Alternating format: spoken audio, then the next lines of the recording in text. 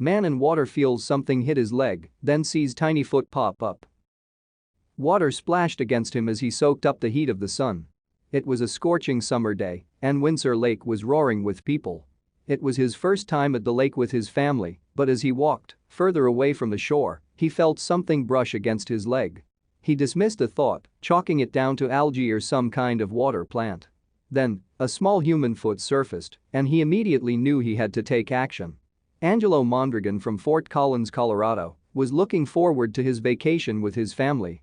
He is a plumber and family man who works extended hours to give the best to his beloved family. His wife and himself had thought about going out to the countryside for a well-deserved break. Little did he know, his vacation didn't turn out as he had planned.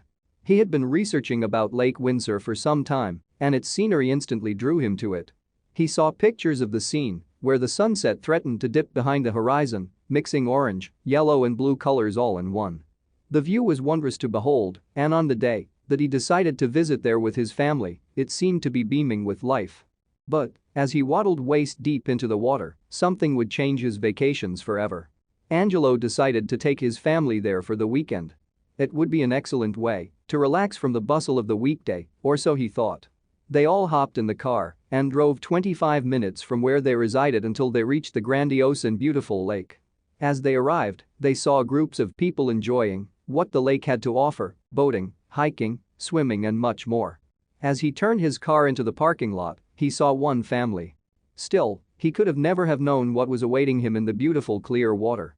Emma Hernandez was not there that day, but her daughter was. Hernandez had a busy day at work, so her family decided to take their daughter to the lake, and it was pure chance that it was the same Sunday that Angelo was there with his loved ones. Citlali, the daughter of Hernandez, was in awe of the beautiful blue before her. Little did she know what dangers lurked beneath the surface. July in Colorado can come with exceptional heat. Fort Collins and its surrounding areas can soar up to 87 degrees Fahrenheit, so of course, everyone would look for a place where they could enjoy cooling off. He was not the only one who thought about the intriguing idea to cool off in the lake's water. He was blissfully unaware that there was a scene unfolding beneath the waves. He couldn't have expected what grisly find was waiting for him. As Angelo walked towards the shore, sweaty and hot, he could think of nothing more than to submerge his body in the cold waters and let his body temperature wind down. As he dipped his feet into the lake, a satisfying sensation went through him, but it would soon be shattered. From there he slowly entered the water until it covered him waist deep. But a few seconds later, his temperature would rise in such a way it would be difficult to even breathe. The lake had become packed.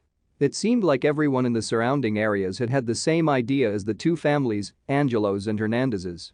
But this didn't stop either family from enjoying their Sunday, it propelled it. They thought they must have had such a fantastic idea if so many others had felt the same way. But Angelo was the only one who was greeted with such an unpleasant surprise.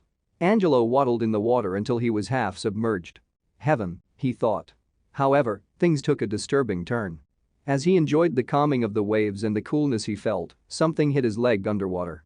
He didn't think twice about it, as many things turn around with the waves under the grandiose sum of liquid. But as the object hit him again, this time with more force, it caught his attention, and what he saw was extremely disturbing. As he stood there perplexed, he saw how a human foot rose from beneath the water to where Angelo was standing. It felt like something you normally wouldn't feel in the water, Mondragon told USA Today. I did sort of a back kick to bring up whatever it was. Then I saw the bottom of a baby's foot float up. The foot belonged to Hernandez's daughter, Citlali. Just below the water, Angelo saw the tiny toes float up. Confused by the whole situation, it took him several seconds to put one and one together, but when he did, everything was set in motion. He had just discovered the limp body of 4-year-old Citlali. Still alive but unconscious, Angelo knew what he had to do, but he had to do it fast. He pulled the toddler out of the water and began to scream at the girl's family and anyone who could hear him to call 911. I grabbed her and carried her limp body to the shore, he said. The girl was already blue. She wasn't breathing. Angelo's quick actions just saved the little girl. She was immediately flown to a nearby children's hospital, but still, her diagnosis seemed dire. I saw just the bottom of her feet, and then right then at that moment, that became my child. I reached in and I pulled her out like I would any of my babies, said Angelo. Citlali had hypothermia, her lungs were filled with fluid, and doctors were worried about how long her brain had been without oxygen.